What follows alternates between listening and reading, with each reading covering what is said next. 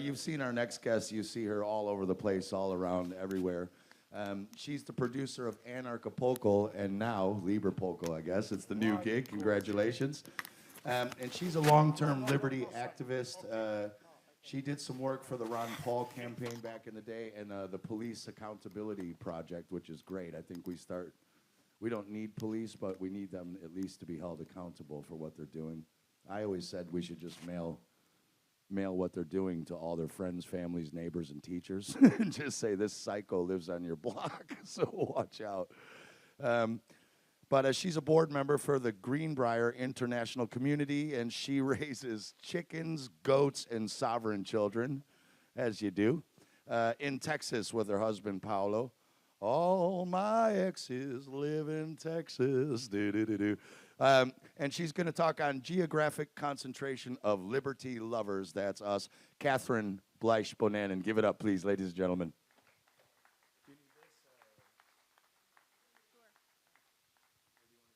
I kind of like the handheld, if that's okay. Hi, guys. Thanks for being here. Nice to see y'all again.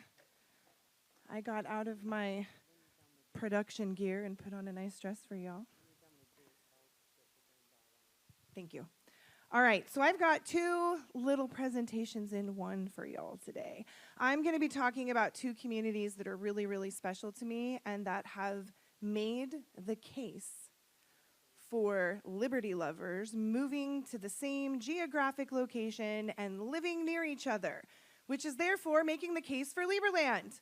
Because when we have one another in community and we are doing this word I mentioned in the opening, revillaging, it actually works.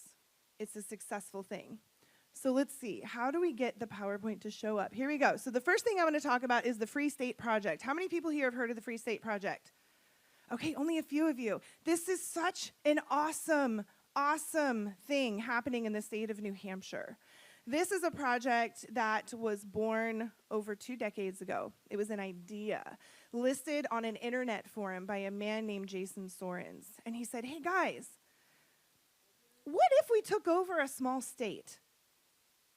What if we found a state that already had a freedom-oriented way of existing?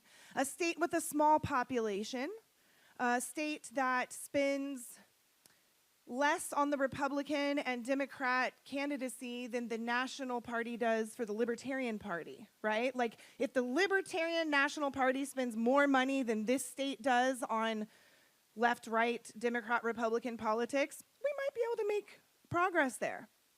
And this idea caught off on online forums. And so they decided to hold a vote. And they said, okay, is it going to be New Hampshire? Is it going to be Vermont? Is it going to be Wyoming? They had a list of states that they wanted to utilize. A couple got ruled out that were small, like Rhode Island, because yes, they're a small state, but they like big government. So they ruled out any big government type states, and they focused on small states that they might be able to kind of infiltrate and influence, and a place where they could all live together. So the Free State Project, you'll see here is their little shot of their logo. This is my daughter, Aliana, at the Porcupine Freedom Festival. They put on an event like this. The first time I went was 2009. And the first time I attended, it had about this many people there. And it was awesome, and we camped, and we had fun, and we vended and sold T-shirts, and it was awesome, awesome, awesome. Well, I went for the 8th time this year in 2024, and I could not believe what I saw. There were more children at the 2024 Porcupine Freedom Festival than there were adults at the one I attended in 2009.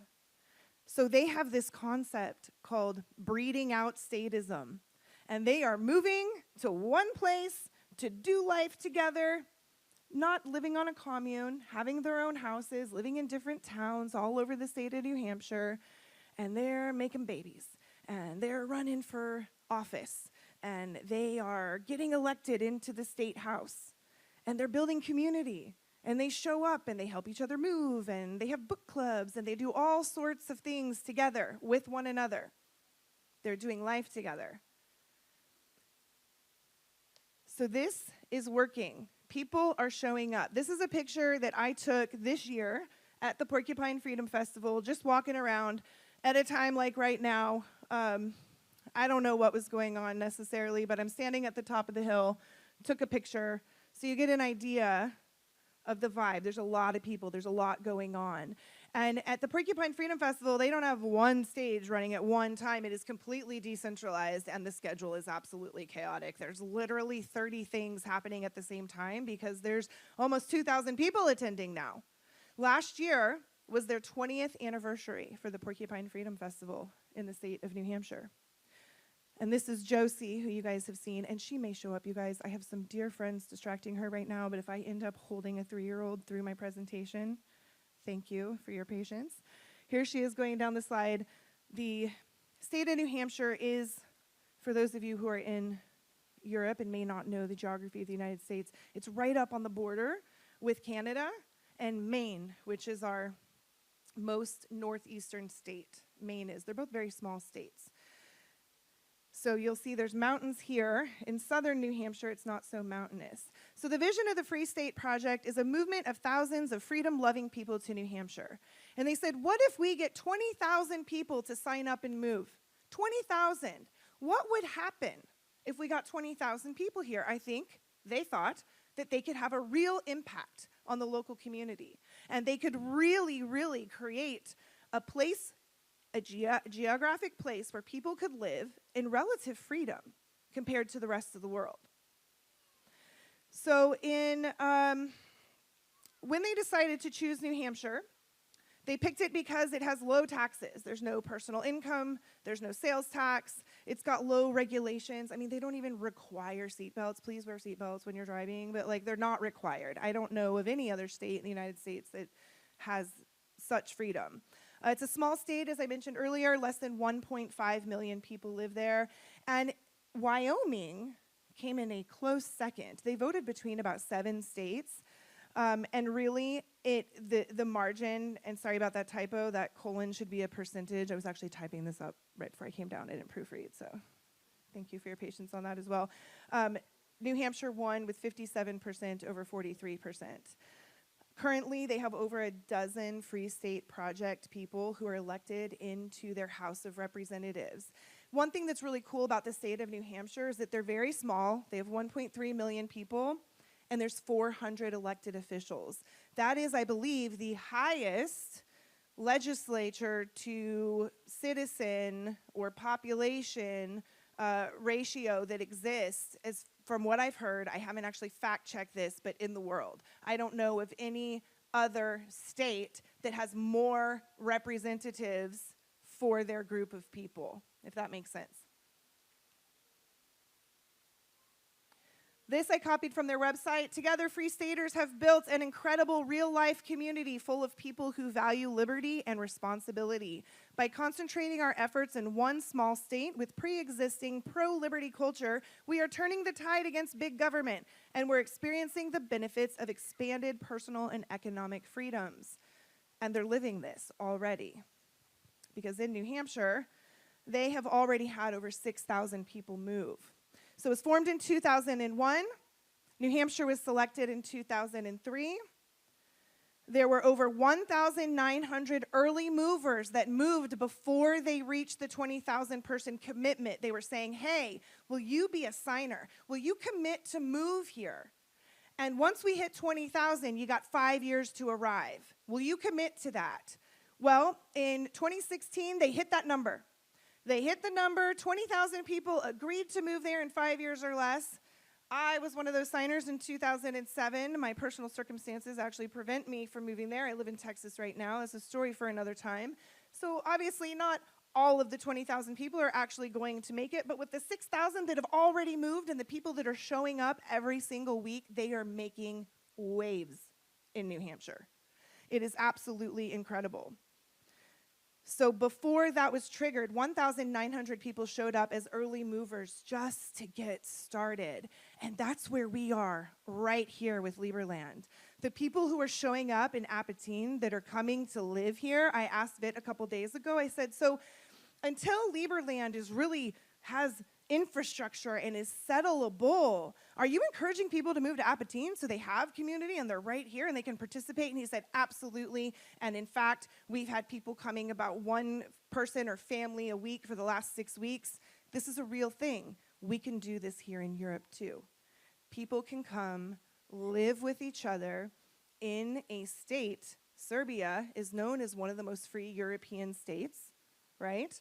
It is known as a place where you can live way more free than you can in some of the, Italy, UK, places where people are being arrested for making tweets on Twitter, So this is already a bastion of freedom, and people come here for all sorts of reasons, but now we can start to concentrate right here, right across the pond from the physical location of Liberland.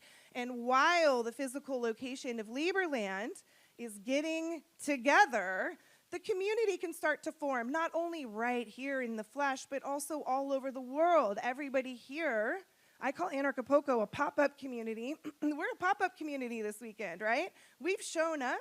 We're making friends. There may be some marriages and families that start from this event. I know I met my husband at Anarchapulco. There are so many Anarchapulco love stories. So we're a pop-up community in this moment right now. And I'm really hoping that some of you are feeling inspired to already be an early mover. Make the move early. Come to Apatin, come to Sombor, come to an area in Serbia nearby where Liberland is starting to get their infrastructure together and get the community going. It's possible and it works. So I put up here the website for the Free State Project, their email, and their Instagram. So if you are interested in learning more about them, and Rebecca, if you'll help me switch the PowerPoint, I'm going to have another little community I want to tell you about next. So the website is fsp.org. The email is welcome@fsp.org. And the Instagram is Free State New Hampshire. If you want to check this place out, even if you're wanting to do research for Liberland to see what they're doing so that it can be instituted here, I highly, highly, highly encourage you to attend the Porcupine Freedom Festival. The Porcupine Freedom Festival takes place at the end of June every single year in New Hampshire. We can switch it, Rebecca. It's awesome. It is so awesome. It is a really, really great event. There are amazing speakers coming from all over the world, just like this, and people coming from all over the world. And a lot of people make the move during PorcFest. They plan their move right around that time, and people show up and help them carry boxes into their new apartment. So it's a really, really neat concept. And you can go and interact and mingle with people that are doing it, people that are walking the walk. They are leading by example and showing how it's done. So I strongly believe in a decentralized geography for my family. I feel that having deep roots in multiple places is the most stabilizing thing that I can do for my family. When we live on a planet that is so full of chaos, violence, war, weather events, you know what I'm talking about? It's a good thing to have a place to go at the drop of a hat. So I have spent years trying to build a decentralized geography for myself. New Hampshire's been on my radar. It's actually where I thought I was going to move, and then I fell in love and ended up in Texas. I'm sure other people know stories like that. You fall in love, your life changes. I ended up in Texas, and there's a huge freedom community there, which is what drew me there. And I started doing an FM radio show in the mornings there, and I loved it. I loved being an activist. It was a lot of rah, rah, rah. I got arrested a couple times. I got arrested in New Hampshire once. That was hardcore. But the Free State Project, they were there, okay? They were doing a 420 smoke-out rally before the laws were lifted on the cannabis in New Hampshire. And I showed up and I was documenting, and I ended up arrested. And I'll be darned, when I was in jail, which, by the way, I was acquitted. I flew out there, had multiple police officers testify against me. The one nice thing, well, there's multiple nice things, but one of the nice things about being born in the United States is we do have the United States Constitution, which legally protects freedom of speech. And I was protected videotaping these cops arresting a young boy, and I was protected in doing that, and I was acquitted, but I had to go through the whole legal process, and it was very stressful. So as an activist, I was a little bit more confrontational, really on the front lines, doing a lot, shaking things up. And then I had children. And I realized I can never get arrested again. I can never exert that type of energy to try to create change again. I need to find a more holistic way to live my life in alignment with my principles. I think I heard Persephone mention yesterday that when she first was in the process of waking up, she was loudly telling everybody her opinions on things. And like, that's exactly how I was. It was like, if you don't believe in freedom, you're an idiot. And it's like, no, maybe you're just waking up still, right? We all start from somewhere to end up here, right? Especially after going through the indoctrination education system in each of our individual countries, where we're all programmed differently through church, through state, through families, through school. All of these things influence us, right? But bit by bit, we follow these little threads, and we end up at Liberpulco, and we find one another, and we realize, hey, I don't have to be so angry all the time. It's actually possible to start building a life now that's in alignment with my principles.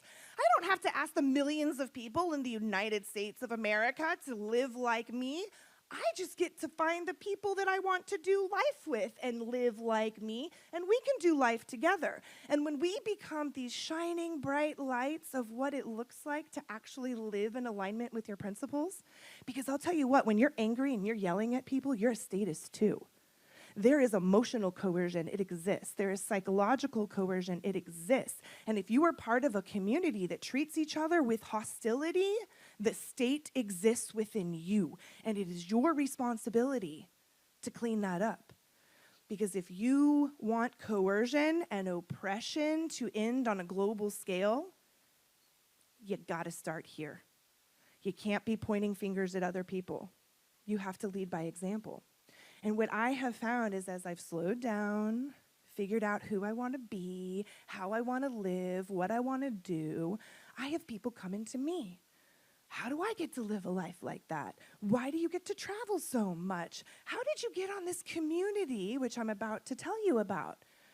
How do I get to do a life like this? I have friends from high school who thought I was absolutely, excuse my language, batshit crazy, because they would see my CNN interviews or my Jesse Ventura True TV interviews, and they're like, oh my God, that girl lost it. Remember that girl from high school? She's crazy. She's a conspiracy theorist. She's doing crazy things. Well, now they're messaging me like, I get it now. I get it now. I see it. And what you're doing is so cool. And so getting from this place where you're like, be more like me and love freedom, like that's not cool, right? Like no one wants to be around that. And when you're just like, hey, I'm gonna go do freedom over here, but I'm gonna show you, and I'm gonna tell you about it, and I'm gonna talk about it in a gentle, loving way, all of a sudden people are like, oh, hey, excuse me, I'd like to do that too. So I'm gonna show you what we're doing in Texas. And the reason I'm gonna show you this is because I believe this is something that is possible here in Serbia as well. And my husband, he comes from Italy, and we need roots in Europe in a place that isn't status. I love Italy, I love the food, but wow, I came here and I'm like, I like the food here too, this is great. And it's not such a hardcore state. So what I would like to see is something like what I'm showing develop here, so that those of us who have family in Europe and the United States can go back and forth, have deep roots in multiple places, right? So this is the Greenbrier School and Intentional Community. This is little Josie a couple years ago holding one of our chickens. These are some of our eggs from our chickens. And this is red clover growing in our garden, which is a medicinal herb. Greenbrier Community School, it was formed on March 26, my birthday, in 1968. So I was born in 84. So this community pre-exists me by a long time. And when I got out of activism, I decided I can't do a startup project anymore. I have spent a decade fighting the man, and now I have these 2 little babies. Now I have 3, and my little babies are big kids now. But I didn't want to do a startup project. I had already exerted so much energy trying to change everybody else that I needed to tap into something that pre-existed. I needed to be able to just sink into the arms of community and have a place to be. And I went on a quest. I lived in a converted school bus for 7.5 years, and I drove from homeschool families' backyard to campgrounds to intentional communities, and I visited, and I explored, and I tried to figure out, what exactly do I want? What is going to work for me? And then one day, I got on Facebook, the Book of Faces, as I call it, and I said, hey guys, I'm looking for a spot in this exact geographic region, and I want it to be in the forest so there's shade, and I want there to be, the ability for my kids to walk back and forth to people's houses. I want a community garden. I want to be able to homeschool my kids there with other people. I want to be able to bring my chickens. I need to be able to bring my converted school bus and park it next to a place where my husband has an office and we can have access to a kitchen and a bathroom, because we were having Josie and we were outgrowing this bus, which was great for me as a single mom with 2 kids. Not so great when I got married and we had another baby and it's like, oh my gosh, there's 5 of us in this converted school bus. Like, it's over. I need somewhere to be. I line itemed exactly what I wanted. I was crystal clear. I knew impeccably what I wanted, where I wanted it to be, how I wanted it to look, what I wanted my lifestyle to be like, and 4 people suggested Greenbrier Intentional Community. I had never heard of it before. It was hidden in plain sight, right there in Central Texas, where I was already living. So it was formed in 1968, and it opened for students in 1969. This is a community that is built around educating children at a community school. So we offer homeschool enrichment programs 1 to 4 days a week.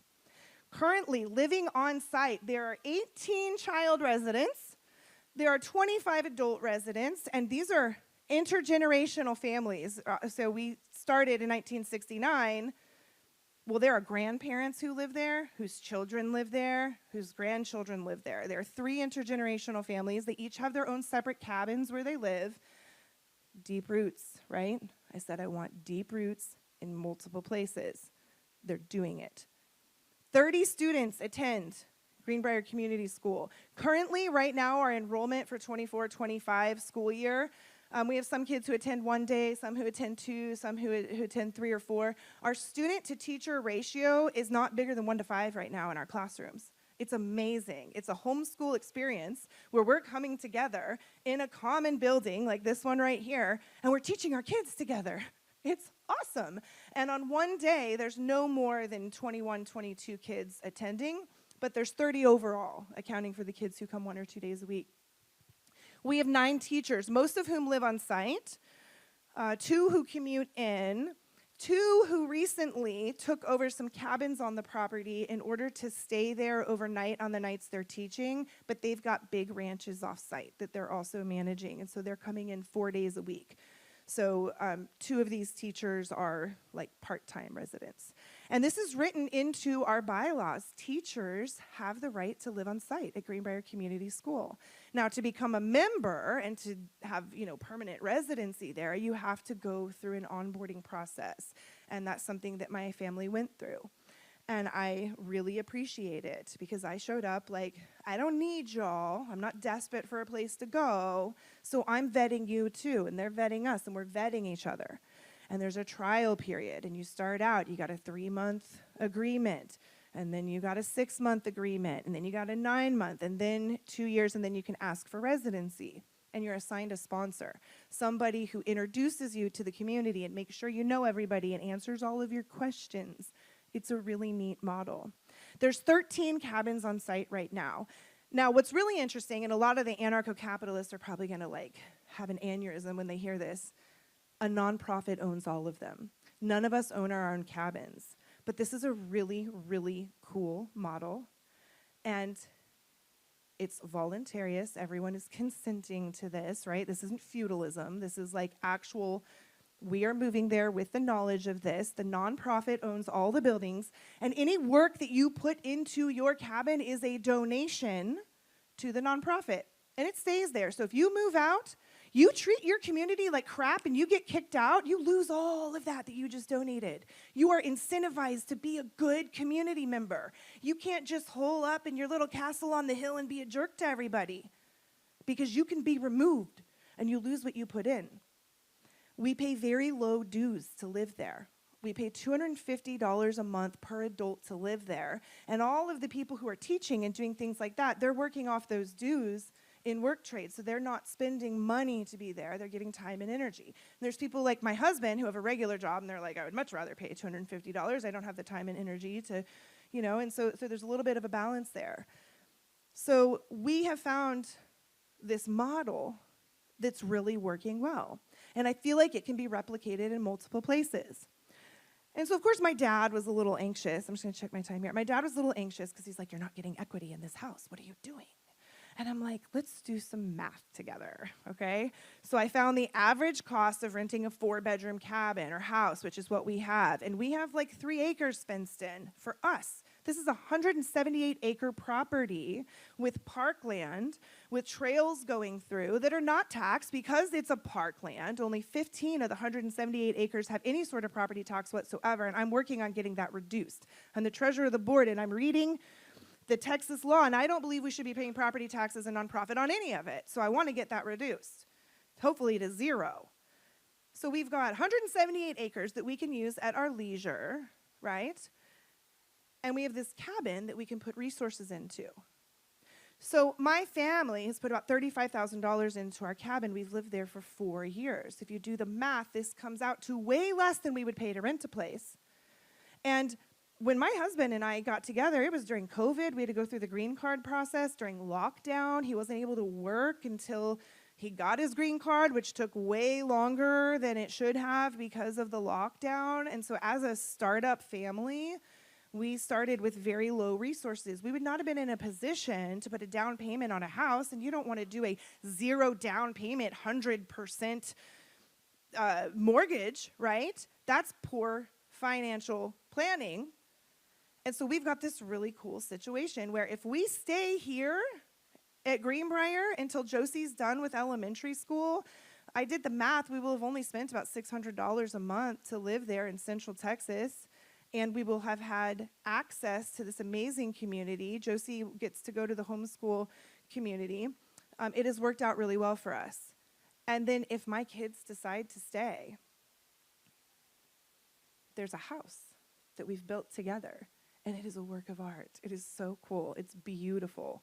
And if we decide to go and no one stays into adulthood, we are gifting this community, and all of that was a tax write-off. So it's a really, really neat model. And because of that, because our expenses are so low, and if you know anything about the expenses in Central Texas, you'll know $600 a month to live somewhere is unheard of. Like you can't even get a studio apartment in Austin, Texas for that. You're talking $1,600, $1,800 a month to live in a studio in downtown Austin. Like it is very, very expensive there, okay? So with the money that we're saving, we're able to travel. We're able to take the kids all over the world. We're able to save money to buy a house in Mexico because, again, we want those deep roots. That's where I work with Acapulco, and we want to buy a place to retire there. So because we're finding this awesome, cool alternative way to live, then the resources that we are bringing in, we are able to allocate to this awesome life design that we have envisioned for ourselves, which includes a decentralized geography, deep roots in many places. And now I'm really thinking Serbia might be one of those places because this is awesome. I love it here. Do you guys love the food, or is it just me? Are those tomatoes not just gorgeous? Oh, those tomatoes. I cannot get over it. So we have a community garden. We also have a community chicken coop, but my husband and I were managing that, and when we moved into the bigger cabin that we're in now, we're out of the bus now. That's my husband's office. The community chicken coop is getting attacked constantly by raccoons, so we steward all of the livestock at our spot, at our house. We have about 60 chickens and ducks. We've got 3 goats. We're hoping she's going to get pregnant so we can milk her soon, the mama. We've got a swimming pool, which the kids love, and there's 3 playgrounds. So the vision for Greenbrier is to inspire a passion for self-directed lifelong learning and growth. Is that not awesome? What an awesome vision. And so these are children being educated with this as the vision that all of the adults are holding. And this doesn't just apply to the children. This applies to us too. Lifelong learning. Lifelong learning and growth. That means that the people living at Greenbrier are holding the vision of becoming better people. How cool is that? I love it. And just to be clear, this is not a pitch for people to move to Greenbrier. It is usually a very slow process. You show up, your kid maybe attends school, we have potlucks every Wednesday, you get to know the community, you make a bid, you move in. Somehow Paolo and I, during the lockdown, came to 2 potlucks and moved in. I don't know how it works. We were just sucked into the vortex and just boom, arrived there. Usually there's a longer, slower courtship, and we're not necessarily actively seeking people. Our vision, so mission is what we're working toward. Vision is what we're working toward. Mission is how we do it. To nurture a community that offers student-driven educational programs and that provides a campus to model compassion, cooperation, and life in harmony with nature. So we really try to do this. It's not perfect, right? Half of the community is off-grid, more than half is on-grid. Some of the houses are totally off-grid. Some of the houses are partially off-grid, like my house, we have solar-powered air conditioners and things like that. We're trying to work toward getting off the grid. I know solar's not the best thing, but we're making those steps, especially in Texas as the grid goes down more regularly with these crazy snowstorms that never used to happen, and now the heat's getting super hot. And I left, and it was like 109 the week before I left in Fahrenheit. I don't know how that translates to Celsius, which most of you probably use. So we are imperfect, but we're always working on living more harmoniously with nature. And we're cleaning up a lot of the stuff that the hippies left. This is a long-term community, and there was definitely some hippie hoarding thing going on that we're just sending out. Dumpster, dumpster, dumpster, recycle, recycle. So here's an example of some of the kids attending class. Almost all of it's outside. We have a one-room schoolhouse. Math is taught inside. The littles have some Montessori-style setup classrooms. But a lot of what we do is outside. A lot of what we do is outside. A lot in the garden, a lot in the forest, a lot on the playground. These kids are doing their work out here on a picnic table outside. We love to have the kids outside. We love to have them moving. We love to have them getting the vitamin D and the fresh air and all of that. And how cool is it? We're an hour outside of Austin. We're on 173 acres. Austin is eating our county up. The suburbs are just moving out further and further, and we've got this bastion of parkland. Because it's considered a park by the county, it is very well protected. It is going to be very hard for developers to come in and try to take this space from us. It's protected legally, the space. Homesteading is a way of life. This is my son William here in our chicken coop. These are some potatoes that we grew. Here's Josie again when she's younger holding the chickens. The kids are super involved with the livestock. In the school, they each have their own garden bed. And I'm not going to claim that we get a lot of food from the garden. In Texas, it gets so hot, and that's something we're trying to figure out. We put up shade this year. We're trying to figure that out. But the chickens, man, they are just cranking out eggs, and we eat the meat, and it's a really, really cool thing that we have going on. This is the greenhouse in the community garden. We have multiple wild mulberry trees. Who here's tried a mulberry? Are they not the best? This tree drops fruit 3 times a year. And when I see them fruiting and they're green, and I'm like, I can't wait. And I have to race the kids to get there, and they're climbing up in the tree, and I'm like, leave the low branches for me. It's so good. So good. We also have wild dewberries that grow on the ground. They're a Central Texas kind of blackberry variety, but instead of climbing, they sprawl on the ground. And this is a picture of the kids doing garden class outside. This is my daughter with her hand on her knee laughing, looking that way, Aliana. So the kids are very, very involved in the agriculture, in the gardening, walking through the woods. They're really getting to know nature. Here we are cooking some zucchini that was grown in our garden. This is at a party. We have a lot of parties. We love to have fun, and the kids help. I started an event planning class that now another woman is teaching. I was like, well, I do events in Acapulco. Why don't we teach the kids how to do it? So they make the budgets, and they come up with the plans, and us as the adults, we help facilitate it. You'll see it's student-driven education. We're not unschooling. They're driving it. They're telling us what they want to do, and we are facilitating it, right? So this was an event planning class. This was a fire starting class right here where they were learning how to use the bow and turn the wood really fast and get fire going. This is a sweet little girl named Elise. So this right here on the left is the inside of our main schoolroom, and they're doing a project called Game a Village. Who here's heard of Game a Village? Oh my gosh, you guys have to look this up. It is such a cool program, and if you have school-age children or know someone with school-age children, if you're a homeschooler, if you're involved in any school, families here at Liberland could institute this. It is a school year, it's a program that lasts a school year long program is what I was trying to say. And the children basically make little characters, and they build little buildings, and they build their own society. And they play out. You can pick a time in history, you can pick a time in the future. One year the kids wanted to do pirates, so they did like the 1700s in France, right? And so through that, they're learning about global history. They're learning how things were done. They're architecting, they're doing art. So these are the kids working on some of their houses. They're made of cardboard. Here's a class in here. You can see Josie sitting at the table with these older kids. It's very family-oriented. A lot of our teachers are moms. We are so happy to have all ages come in and participate. And then this is the younger class up here, the Clovers class. All of our classes have little flower names. They're so sweet. Here's another example of some things that the kids get to utilize. This is a fungus book. They're learning about it on the board. They're learning about it outside. They're writing it themselves. The really unique model with Greenbrier is that the board of directors has delegated the running of the school to the school body and the running of the community to the community. And the purpose of the community is to maintain the facilities and to help support the school. And the purpose of the school is obviously to inspire this passion for lifelong learning, right? So the school body is made of students, parents, and teachers, and we meet once a month, the whole school year.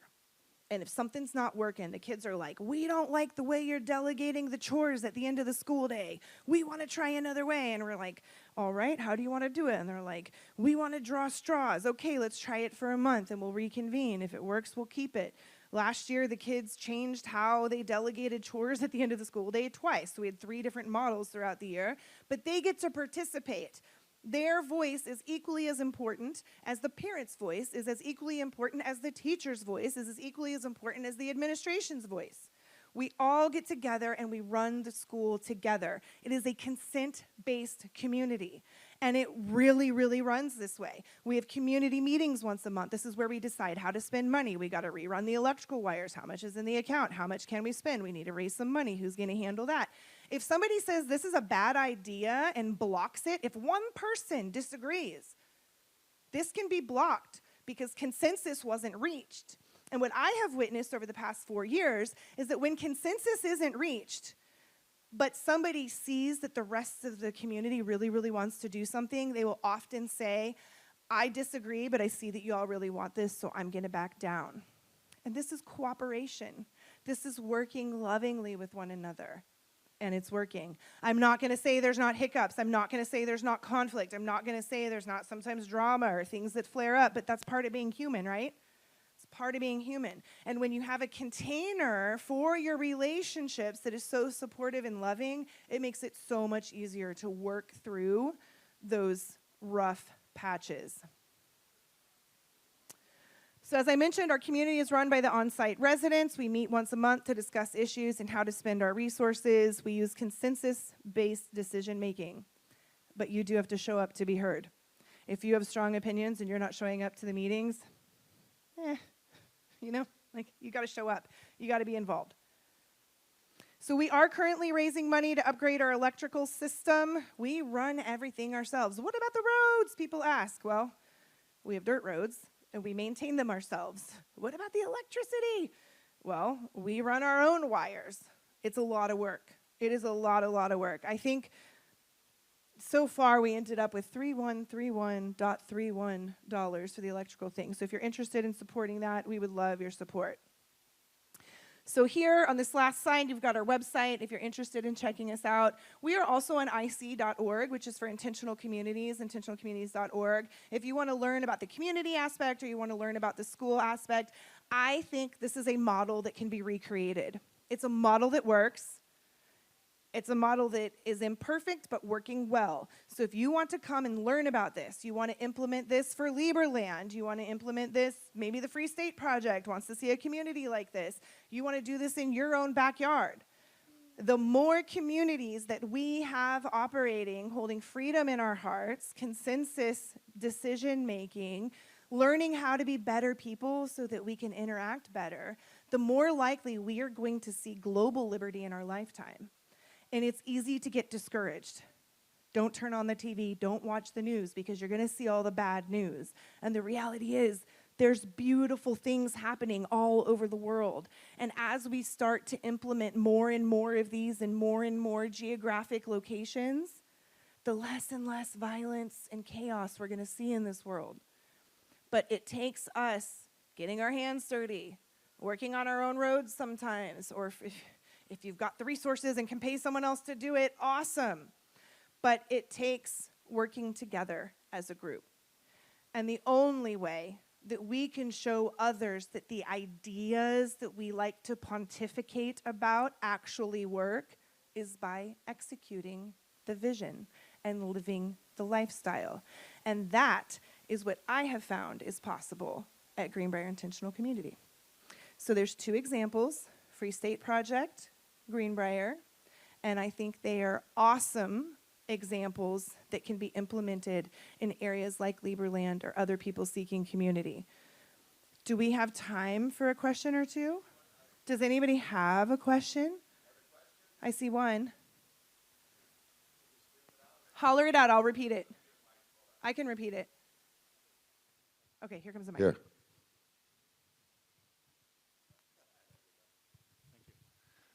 Hi, thanks. Fantastic presentation. I'm Robert from Poland, and we're trying to start some communities like that. And I have a question regarding the need to be in the same geographic location. It sounds like the Free State Project is like more distributed, where people live across the state, while this Greenbrier School is where everyone lives together. Do you think it's possible to get a community going even though people are dispersed over an area? Let's say they moved here and they lived in Sombor and Apatim and maybe here, but not that close to one another. What would it take to build that community where people are not living together on an everyday basis like you do? Yeah, so just if you could comment on the geographic requirement. I think it really depends on what you want for your life and your family. I think for me, my kids having the ability to run to the neighbor's house barefoot through the woods in the sand in an area where I know there's no strangers walking around and no one's going to call CPS on my family because my kids are running around without an adult, love that. Absolutely love that.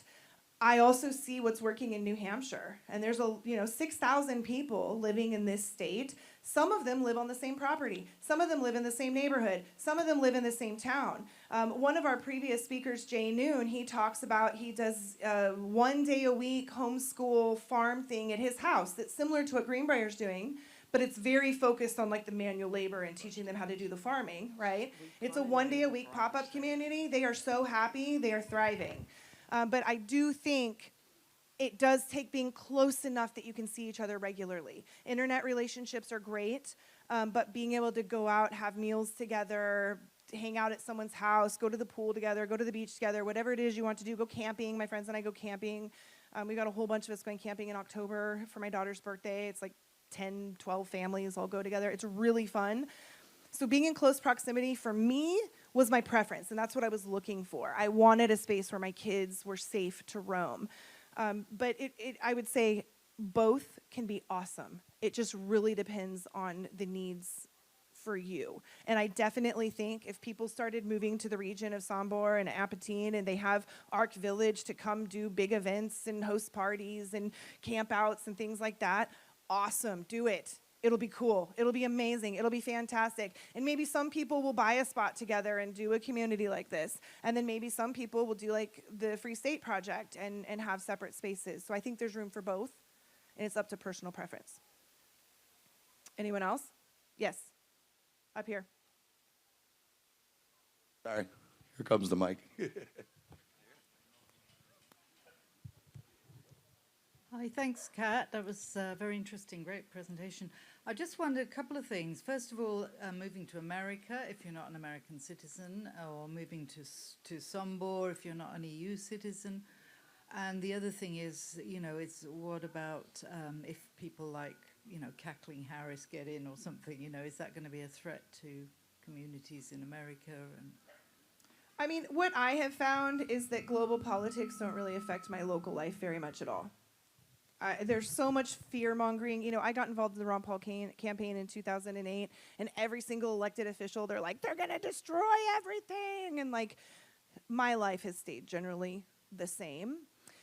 In terms of immigrating, it's really going to depend on where you're coming from. In my situation, my husband was able to get his green card because we got married. I know Miranda, who does the feed. She's not here right now. She's in Mexico.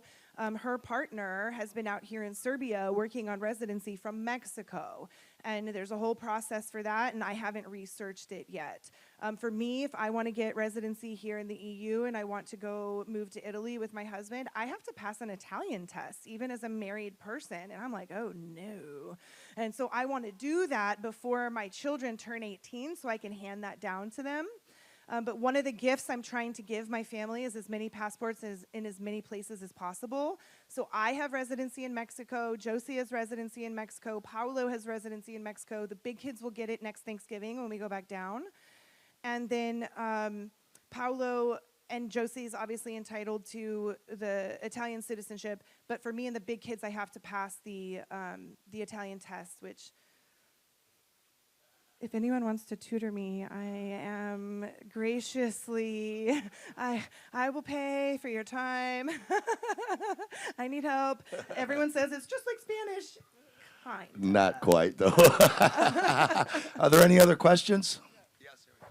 So, what about relationship breakdowns? Because that's notorious. It's one of the big problems with any communities. I used to trip around communes in New Zealand when I was younger, and there was always problems with, after a certain period of time, fundamental people within that are, part of the baby of the operation, falling out, and then how do the others get rid of someone that's really problematic and they can't buy them out? Well, I guess it depends on the place. We kick them out. Yeah. But if they're invested in there, how do you do that? But no one owns the property here except the nonprofit. So if in the model where I have, which is why I don't like the models where you have to buy in. If you have to buy a house on your own property. If you're stuck in a community with people you can't kick out, that's a huge problem. Relationships are, of course, the fundamental basis of all communities. And yes, Anarchapulco went through that. If any of you have watched the HBO series, The Anarchist, and what I have found that has helped heal both Anarchapulco's community and Greenbrier's community is the 4 Agreements. Who here has heard of or read the 4 Agreements?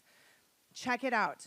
It's a book by Don Miguel Ruiz. It was originally written in Spanish. It was translated into English. You can listen on audio. It's a short read, and it's constantly revisiting the principles of being impeccable with your word, of not making assumptions, of doing your best.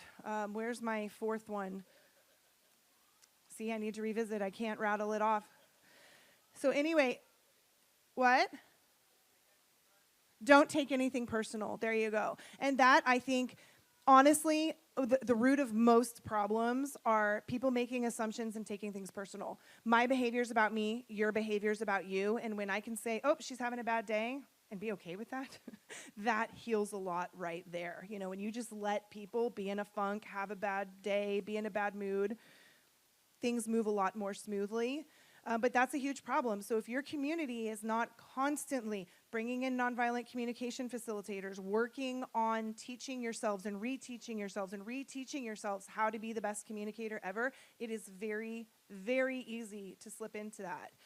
There are some families at Greenbrier where the parents split up and they live in separate cabins and the kids get to walk back and forth to the houses. How cool is that? Absolutely awesome. There are people at Greenbrier who don't really talk to each other. They don't like each other very much. But we've learned how to get our vision at the forefront of all of our actions and as the foundation of all of our relationships. So that is the hardest part right there. The finances, the manual labor, the blah, blah, blah. Communities are focused on so many things. Ours is focused on teaching the children. But what can make it or break it? is communication and relationships. Absolutely. Great question. Is that it? Is that all right? Yeah. Please give a big round of applause for Catherine again, ladies and gentlemen. Fantastic. Thank you all. I don't. Yeah, are you gonna do the lunch thing, or are we?